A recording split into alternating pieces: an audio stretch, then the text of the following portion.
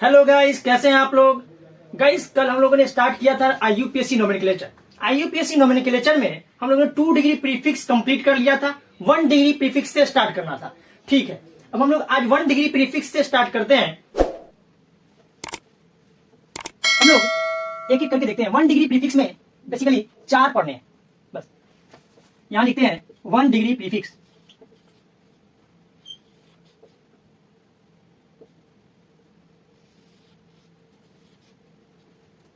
ठीक है, सबसे पहला है ए साइक्लिक कंपाउंड। COMPD लिखे, कंपाउंड समझिएगा।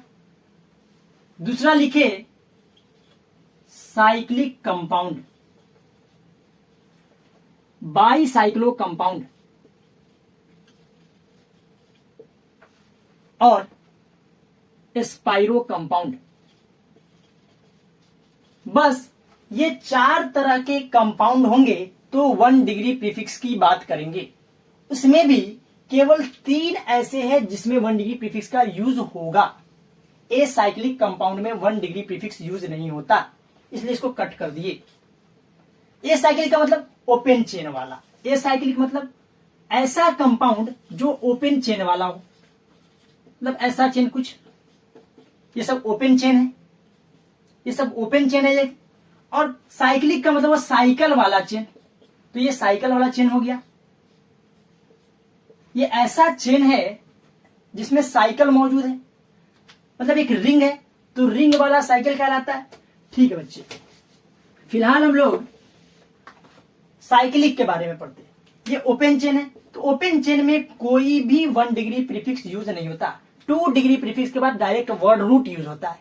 ओपन चेन में 2 डिग्री प्रीफिक्स अगर है तो यूज किए, नहीं है तो डायरेक्ट वर्ड रूट यूज करेंगे। लेकिन 1 डिग्री प्रीफिक्स ओपन चेन में यूज नहीं होता। अगर चेन क्लोज्ड है तब बात आएगी साइक्लिक की, बाईसाइक्लो, स्पाइरो। साइक्लिक कंपाउंड अगर सिंगल साइकिल हो तो साइक्लिक कंपाउंड की बात करेंगे। साइक्लिक कंपाउंड अगर आ गया तो 1 डिग्री प्रीफिक्स वहां पे साइक्लो वर्ड यूज करेंगे। ठीक है, बाईसाइक्लो। सर पहले बाईसाइक्लो कंपाउंड होता क्या है समझा दीजिए। साइक्लिक तो समझ गया सर, जो रिंग वाला कंपाउंड होगा वो साइक्लिक कंपाउंड कहलाएगा। जैसा कि सर ये वाला, ये साइक्लिक कंपाउंड है तो यहाँ पे साइक्लो वर्ड यूज करेंगे। जैसे 6 कार्बन का तो साइक्लो हेक्सेन यूज करेंगे। ठीक है, इसका नेमिंग बताएंगे करना। सर बाईसाइक्लो अगर है तो बाईसाइक्लो कंपाउंड पहले ये होता क्या, ये तो समझा दीजिए। ठीक है, समझा। बाईसाइक्लो कंपाउंड उसको बोलते हैं वैसा कंपाउंड जिसमें 2 साइकिल हो, लेकिन वो 2 साइकिल एक से अधिक कॉमन पॉइंट के साथ हो। सर नहीं समझे। जैसे कुछ इस तरह का है, एक साइकिल, 2 साइकिल, और दोनों साइकिल एक से अधिक कॉमन पॉइंट, मतलब 2 कॉमन पॉइंट आ गया। 2 कॉमन पॉइंट से देख लीजिए, एक कॉमन पॉइंट, 2 कॉमन, इन दोनों साइकिल का एक ये पॉइंट है, एक ये पॉइंट है, और दोनों साइकिल के लिए यही एक पॉइंट है, एक ये पॉइंट है, मतलब कॉमन पॉइंट क्या ला गया। कितने कॉमन पॉइंट हुए? 2 कॉमन पॉइंट हुए। तो इस 2 साइकिल के लिए 2 कॉमन पॉइंट है, मतलब ये जो 2 साइकिल बने हैं 2 कॉमन पॉइंट से बने हैं, तो ऐसे कंपाउंड को बाईसाइक्लो कंपाउंड कहते हैं। सर स्पाइरो क्या? स्पाइरो भी बिल्कुल सेम है।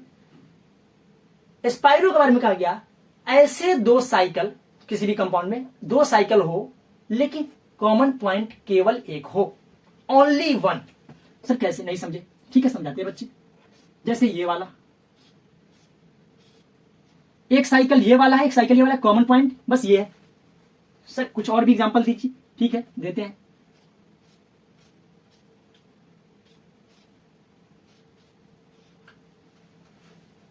एक कॉमन पॉइंट है, 2 रिंग है, 2 साइकिल है। 2 साइकिल हो, 2 रिंग हो, एक कॉमन पॉइंट हो तो स्पाइरो कंपाउंड। 2 रिंग हो, एक से अधिक कॉमन पॉइंट, एक से अधिक बोले, नहीं बोले 2, एक से अधिक कॉमन पॉइंट हो तो वो बाईसाइक्लो कंपाउंड कहलाएगा। डेफिनेशन अगर लिखना है तो लिख लीजिए। Those compounds, COMPDS compounds, those compounds which has two cycles with more than one common point. ठीक है, इसका डेफिनेशन क्या होगा, इसको मिटाते हैं, यहीं पे लिख देते हैं। स्पाइरो का डेफिनेशन हो गया those compounds which has two cycles with only one common point। ठीक है, क्लियर। स्पाइरो में 2 साइकिल होंगे, बाईसाइक्लो में भी 2 साइकिल होंगे। ये दोनों ऐसे कंपाउंड है जिसमें 2-2 साइकिल होते हैं, बट बाईसाइक्लो में 2 साइकिल होंगे लेकिन 2 कॉमन पॉइंट के साथ, यहां सिंगल कॉमन पॉइंट के साथ। ठीक है, क्लियर अभी तक। तो ये सब 1 डिग्री प्रीफिक्स है। सर 1 डिग्री प्रीफिक्स है, ठीक है, साइक्लिक कंपाउंड में साइक्लो यूज किया, बाईसाइक्लिक कंपाउंड अगर ऐसा कंपाउंड दिख गया तो फिर क्या यूज करेंगे 1 डिग्री प्रीफिक्स के लिए, ये भी सर। तो बाईसाइक्लो यूज करते हैं, क्या यूज करते हैं, बाईसाइक्लो। बाईसाइक्लिक के लिए बाईसाइक्लो यूज करते हैं। स्पाइरो कंपाउंड होगा तो स्पाइरो यूज करते हैं। ठीक है, अभी तक कोई दिक्कत नहीं सर, चलिए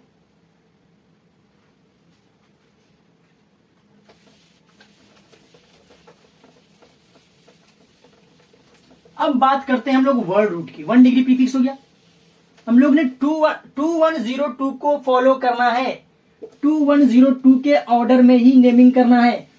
2 डिग्री प्रीफिक्स 1 डिग्री प्रीफिक्स पढ़ लिया, वर्ड रूट बचा है, 1 डिग्री सफिक्स बचा है और 2 डिग्री सफिक्स बचा है। तो वर्ड रूट देख लेते हैं क्या होता है। वर्ड रूट, इसी का दूसरा नाम है रूट वर्ड। ठीक है, वर्ड रूट सुनिए, वर्ड रूट क्या बोले हम कि पेरेंट चेन में कितने नंबर ऑफ कार्बन एटम है वही वर्ड रूट होता है बेसिकली। मतलब कि वर्ड रूट क्या यूज करेंगे, कार्बन एटम की संख्या के बेसिस पे वर्ड रूट क्या यूज करेंगे। तो सुनिए, अगर नंबर ऑफ कार्बन, यहां लिखते हैं number of carbon atoms in parent chain. ठीक है, अगर कार्बन एटम 1 हुआ तो मिथ यूज करते हैं, METH मिथ। बताते अभी बस लिखते चलिए, देखते चलिए, सब समझ में आ जाएगा। इथ यूज करते हैं। 3 होगा प्रोप यूज करते हैं। 4 होगा ब्यूट यूज करते हैं वर्ड रूट। अगर नंबर ऑफ कार्बन एटम 5 हुए तो पेंट यूज करते हैं। 6 हुए हेक्स यूज करते हैं। और अगर 7 हुए हेप्ट यूज करते हैं।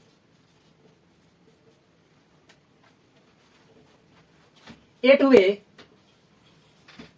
ऑक्टा OCTA ऑक्ट यूज करते हैं।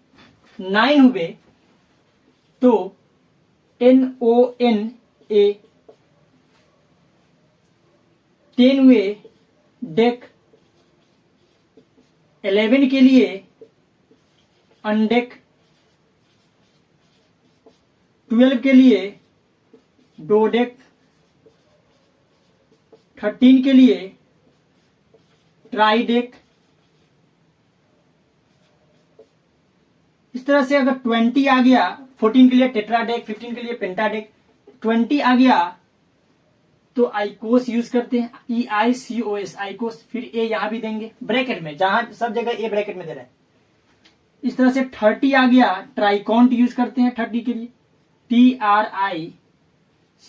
हालांकि इसका जरूरत नहीं पड़ेगा, हम लोगों का जो चेन बनेगा TRICONT, ट्राइकॉन्ट। ठीक है, बट हम लोग का जो मैक्सिमम 11, 12, 13 तक ही रहता है क्वेश्चन में। कभी भी क्वेश्चन आएगा जेईई मेंस नीट में 12, 13 से ज्यादा कार्बन के चेन नहीं होंगे। ठीक है, तो बच्चे अब सर ये आप ए क्यों लिखे हैं, हर जगह ए क्यों लिखे हैं, समझ में आ जाएगा, थोड़ी देर बाद समझ में आएगा ये क्यों लिखे हैं। मिथ यूज करते हैं, मिथा, इथा, प्रोपा, ब्यूटा, पेंटा, हेक्सा, हेप्टा। जहां जरूरत पड़ेगी एक तो ए यूज करेंगे, जहां जरूरत नहीं पड़ेगी ए वहां ए यूज नहीं करेंगे। बट मेन जो वर्ड रूट है वो है मिथ, ईथ, प्रोप। ठीक है, क्लियर। चलिए इसको लिखिए, वर्ड रूट यही है कि नंबर ऑफ कार्बन एटम को बताता है। ठीक है, नंबर ऑफ कार्बन एटम्स, ये हो गया वर्ड रूट।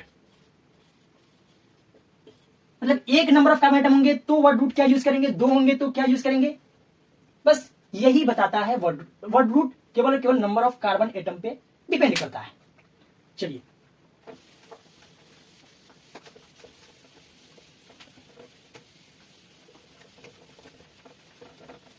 देखिए बच्चे, हमने 2 डिग्री प्रीफिक्स पढ़ लिया, 1 डिग्री प्रीफिक्स पढ़ लिया, वर्ड रूट पढ़ लिया, अब 1 डिग्री सफिक्स देखने जा रहे हैं। 1 डिग्री सफिक्स, सर ये क्या होता है, बहुत ही इजी, पहले ही बोले 1 डिग्री सफिक्स जो होता है वो हमारा टाइप ऑफ बॉन्ड, मतलब बॉन्ड किस तरह का है या फिर नेचर ऑफ बॉन्ड, बॉन्ड का नेचर कैसा है, उस बेसिस पे हम लोग 1 डिग्री सफिक्स को लिखते हैं। ठीक है, तो सुनिए, मतलब हमने पेरेंट चेन चुना, पेरेंट चेन में अगर सबके सब बॉन्ड सिंगल हुए, सिंगल बॉन्ड हुए, तो सिंगल बॉन्ड अगर हुआ, एक सिंगल बॉन्ड हुआ, एक नहीं सिंगल बॉन्ड ही बोलिए, सिंगल बॉन्ड हुआ, तो सिंगल बॉन्ड के लिए हम लोग एन यूज करते हैं, याद रखिएगा, सफिक्स है तो बाद में यूज करेंगे, सब कुछ लिख लिए उसके बाद एन यूज करेंगे। जैसे मिथ, मिथ अगर सब सिंगल बॉन्ड है मिथ एन, मिथेन आ जाएगा। अगर एक डबल बॉन्ड आया, एक डबल बॉन्ड, तो इन यूज करेंगे। एक ट्रिपल बॉन्ड आया तो वाइन यूज करेंगे। ठीक है, जैसे इथीन, इथाइन, इथ 2 कार्बन एटम लेकिन ट्रिपल बॉन्ड एक ही है तो इथाइन कहलाएगा। ठीक है,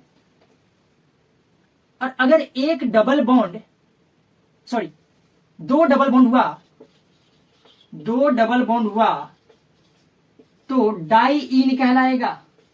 ठीक है, सफिक्स है तो किसी चीज के बाद जुड़ेगा, मतलब उससे पहले वर्ड रूट होगा, वर्ड रूट के बाद ही आएगा एन इन, क्योंकि वर्ड रूट के जस्ट बाद 1 डिग्री सफिक्स आता है, तो वर्ड रूट के जस्ट बाद एन इन वाइन डाई इन लगाएंगे, वो देख लेंगे कि वहां पे कैसा केस है, सिंगल बॉन्ड है, डबल बॉन्ड है, ट्रिपल बॉन्ड है, क्या है।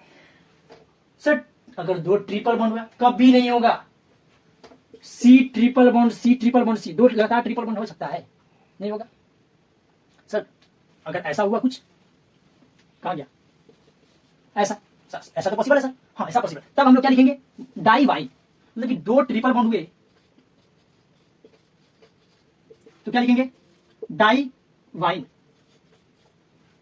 और अगर एक डबल एक ट्रिपल हुआ तो मतलब कि कुछ इस तरह का हुआ, C double bond C single bond C triple bond C, एक डबल बॉन्ड है एक ट्रिपल बॉन्ड है, तो हम लोग क्या लिखेंगे, एक डबल एंड एक ट्रिपल, एक ट्रिपल बॉन्ड, एक ट्रिपल बॉन्ड, तो हम लिखेंगे एक डबल है तो इन, एक ट्रिपल है तो वाइन, तो इनाइन, इनाइन। क्लियर, और अगर 2 डबल एक ट्रिपल आ गया तो डाई इनाइन, 2 double bond, 2 double bond and 1 triple bond आ गया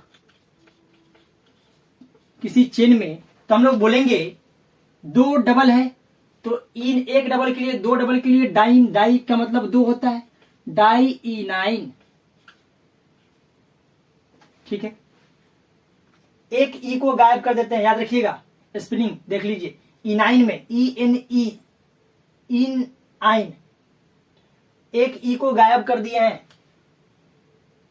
एक ई नहीं होता है, जब दोनों जुटते हैं तो एक ई खत्म हो जाते हैं इनाइन में।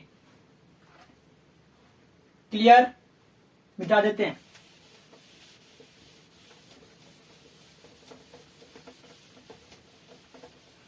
देखिए बच्चे एकदम डिटेल में पढ़ेंगे, चाहते तो सिर्फ रूल बताते 1 से 2 घंटा में वीडियो हो जाता और ये चैप्टर कंप्लीट, लेकिन हम लोग डिटेल में पढ़ रहे हैं, नोमेनक्लेचर अच्छे से देखेंगे ताकि क्वेश्चन छूटे ना, और प्रैक्टिस भी अच्छे से करेंगे। 1 डिग्री सफिक्स हो गया। अब हम लोग बात करेंगे, हाँ सर वो ए क्यों दिए, तो वो वाली बात। ठीक है, जैसे कभी क्वेश्चन आ गया इस तरह से कि C single bond C single, ये मान लिया अभी 1 डिग्री सफिक्स पे कुछ देख लेते एग्जाम्पल, तो 4 कार्बन है, 4 कार्बन है और सब बॉन्ड क्या है, सिंगल है, 4 कार्बन के लिए होता क्या है, ब्यूट। सर ब्यूटा होता है, ठीक है ब्यूटा होता है, लिख देते हैं सर ब्यूटा। नहीं अगर ए नहीं लिखते, सिर्फ ब्यूट लिखते, पहले सोचिए 4 के लिए ब्यूट लिखते अगर, और सिंगल बॉन्ड है तो एन, ब्यूटेन। सर सही तो है, ब्यूटेन होता भी है, लेकिन हम बोल रहे हैं कि नहीं, हम ऐसे लिखेंगे BUTA, और ANE होता तो ब्यूटा अब प्लस एन, दो ववेल एक साथ आ रहे हैं तो हम लोग क्या किए, एक को खत्म कर दिए, ब्यूटेन लिख दिए। मतलब ब्यूटा प्लस एन करके लिखे, बात समझ में आ रही है? तो ठीक है सर, यहां तो सही, यहां सही हो गया मान लिया, मतलब कि कुछ इस तरह से लिखिए ब्यूटा एन, एक ए को काट दिया तो ब्यूटेन बन गया। अगर ब्यूटीन होता, जैसे इसका नाम ये तो है ब्यूटीन ही, छोड़िए हटाइए, यहां डाल देते हैं ब्यूटीन। आप बोलिएगा ब्यूट सर इन, क्योंकि एक डबल बॉन्ड आ रहा है तो इन आएगा, ब्यूटीन हो जाएगा, होगा ना। बट हम बोलेंगे नहीं, ब्यूटा लिखो और इन लिखो, एक कट जाएगा, दो वोवेल एक साथ आ रहा है, एक वोवेल को खत्म कर दिए तो बन गया, एक खत्म किए तो ब्यूटीन ही हो जाएगा। सर तो बिल्कुल मेरा भी सही है, ब्यूट डालना तो भी ब्यूटीन ही आ रहा है, ब्यूटा डालना ब्यूटीन ही आ रहा है, आपके हिसाब से गलत का। ठीक है, अभी देखते हैं।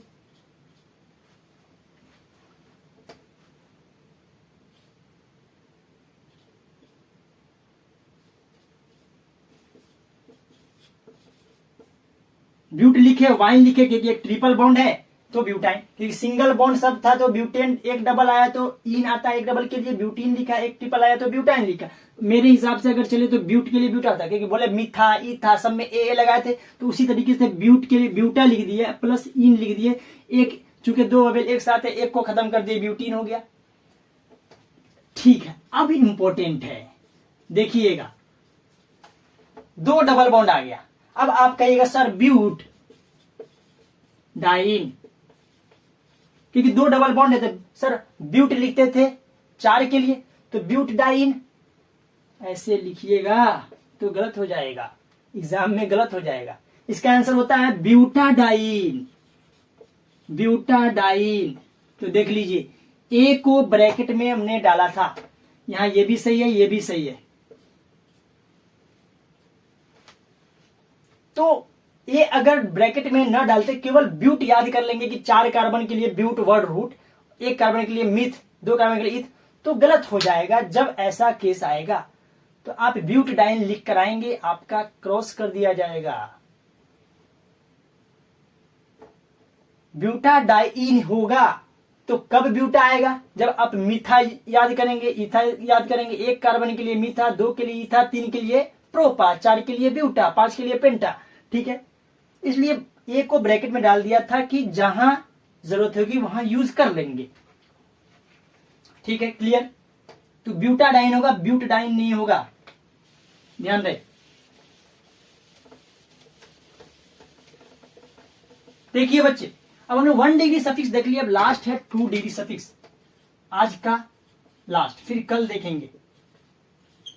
2 डिग्री सफिक्स क्या होता है sir? 2 degree suffix functional group होता है, कुछ और नहीं। 2 डिग्री सफिक्स क्या होता है? जितने भी फंक्शनल ग्रुप हैं वो सबके सब 2 डिग्री सफिक्स हैं, मतलब सबसे लास्ट में लिखे जाएंगे। क्या सर नेमिंग में? हाँ बिल्कुल, 2 डिग्री सफिक्स हमेशा सबसे लास्ट में लिखे जाएंगे। ठीक है, फंक्शनल ग्रुप नेमिंग के दौरान सबसे लास्ट में लिखे जाएंगे। ऑर्गेनिक कंपाउंड का नेमिंग कर रहे हैं, ईथर है, सॉरी ईथर ईस्टर है, कार्बोक्सिलिक एसिड है, अल्कोहल है, कुछ भी है, लास्ट में आएगा ऑल अल्कोहल का नाम। ठीक है, तो पहले तो ये जान ले फंक्शनल ग्रुप होता क्या है, फिर हम लोग बात करेंगे कि 2 डिग्री सफिक्स कौन कौन है। फंक्शनल ग्रुप किसको बोलते हैं?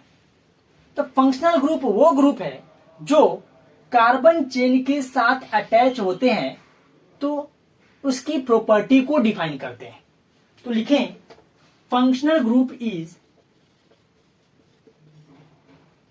functional group is that group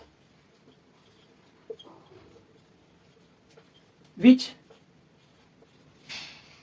defines the properties of compound। Compound की प्रॉपर्टी को डिफाइन करता है, कंपाउंड्स की प्रॉपर्टीज को डिफाइन करता है कौन? Functional group. कब? when they attached with carbon chain. जब वो कार्बन चेन के साथ अटैच हो जाता है तो उसकी प्रॉपर्टी को डिफाइन कर देता है। जैसे कोई कार्बन चेन ये है, मान लिया ये कार्बन का चेन है, मान लिया इस कार्बन के चेन के साथ कोई एक ग्रुप फंक्शनल ग्रुप आ गया OH। OH के आते ही, पहले ये प्रोपेन था, OH के आते ही ये डिफाइन कर दिया कि भाई ये अल्कोहल है। OH के आते ही इस कार्बन के चेन के साथ जैसे ही कोई ग्रुप जुड़ा, फंक्शनल ग्रुप, वो इस कंपाउंड की, अब जो कंपाउंड बना उस कंपाउंड की प्रॉपर्टी को डिफाइन कर रहा है कि अल्कोहल है। अल्कोहल की सारी प्रॉपर्टीज में है। अगर अल्डिहाइड ग्रुप जुड़ जाता तो बोलते ये अल्डिहाइड की प्रॉपर्टी को ले लिया। क्लियर? अब बात करते हैं सर फंक्शनल ग्रुप कौन कौन है। जितने भी फंक्शनल ग्रुप होंगे वो 2 डिग्री सफिक्स होंगे, तो फंक्शनल ग्रुप को पढ़ लेते हैं, तो मतलब 2 डिग्री सफिक्स को पढ़ लिए। देखिए एक एक करके देखते हैं, फास्ट देखेंगे। अब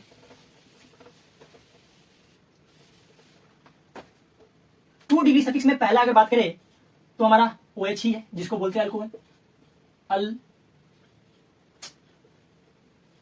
अल्कोहल, ठीक है। दूसरा है SH, थायोल।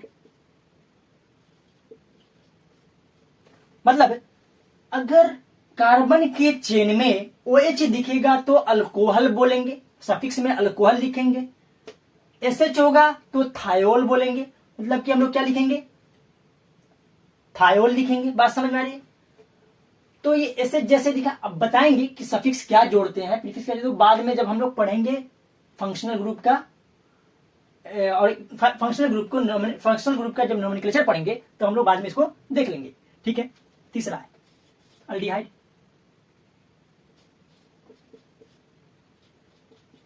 यहाँ पे H भी हो सकता है, C भी हो सकता है, कुछ भी हो सकता है। H होगा तो फॉर्मल्डिहाइड हो जाता है, C होता है तो वो देखेंगे जब पढ़ेंगे। तो हम लोग इसको बोलते हैं अल्डिहाइड ग्रुप, अल्डिहाइड। चौथा है हमारा कीटोन, यहाँ C, ठीक है, कुछ भी हो सकता है C के जगह पे, मतलब कि मेन चेन को जोड़ना है, मेन चेन कहीं से भी जुड़ सकता है। अल्डिहाइड, ये हो गया कीटोन हमारा।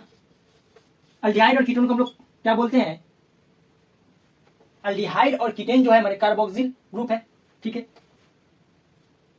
अल्डिहाइड और कीटोन क्या है हमारे, कार्बोक्सिल कंपाउंड है। अब अगर बात करें 5वां नंबर, तो कार्बोक्सिलिक एसिड, सॉरी थायोकीटोन देख लीजिए, C डबल बॉन्ड S, यहां C आ जाएगा, ये थायोकीटोन हो जाएगा, ठीक है। कार्बोनिल कंपाउंड बोलते हैं इसको, ठीक है।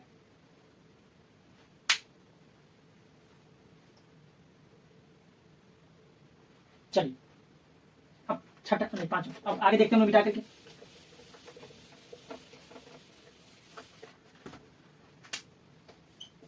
तो ये 6 नंबर में है हमारा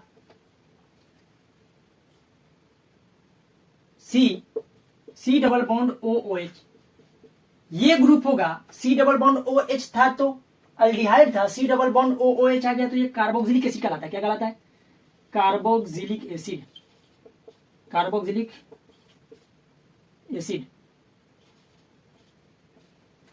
ठीक है, कार्बोक्सिलिक एसिड। 7वां नंबर है, अगर C डबल बॉन्ड OR है, यहां पे C, ये कोई पेरेंट चेन है, मेन चेन से अगर ये वाला ग्रुप जुड़ गया तो इसको बोलते हैं ईस्टर,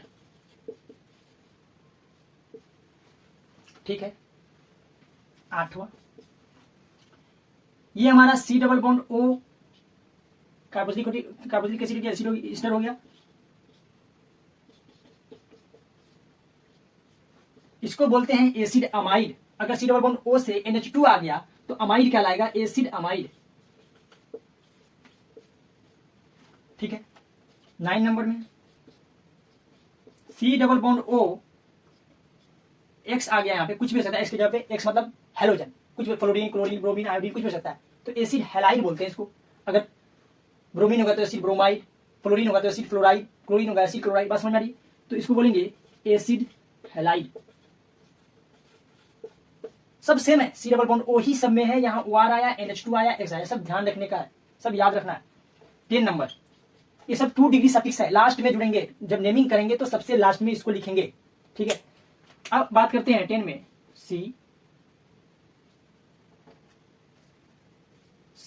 एसिड ईस्टर हो गया, एसिड अमाइड, एसिड हैलाइड। अब बात करें तो एसिड एनहाइड्राइड एक होता है, C double bond O, C double bond O, यहां भी अगर C जुड़ गया तो इसको बोलेंगे एसिड एनहाइड्राइड।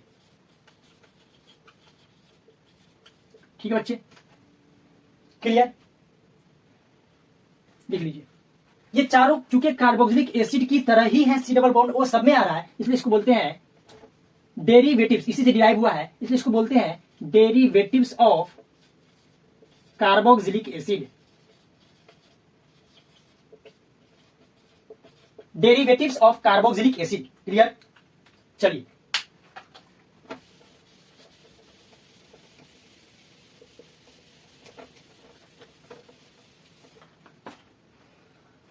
कितना हुआ था? 11 हुआ था शायद, 12 नंबर जो भी हुआ था। सी ट्रिपल बॉन्ड एन, सी से वैलेंसी फ्री हो, सब में वैलेंसी फ्री रहेगा, सब जुड़ेगा ही, वहां भी सब में वैलेंसी फ्री कर रहे हैं, यहां पे सी या कुछ भी होगा। सी ट्रिपल बॉन्ड एन होगा तो इसको बोलते हैं सायानाइड या नाइट्राइल भी इसका नाम होता है। ठीक है, वही एन से अगर खुल जाए, एन ट्रिपल बॉन्ड सी हो, एक कोऑर्डिनेट बॉन्ड होता है, तो इसको बोलते हैं आइसोसायानाइड। आइसोसायानाइड, ठीक है, कोई दिक्कत?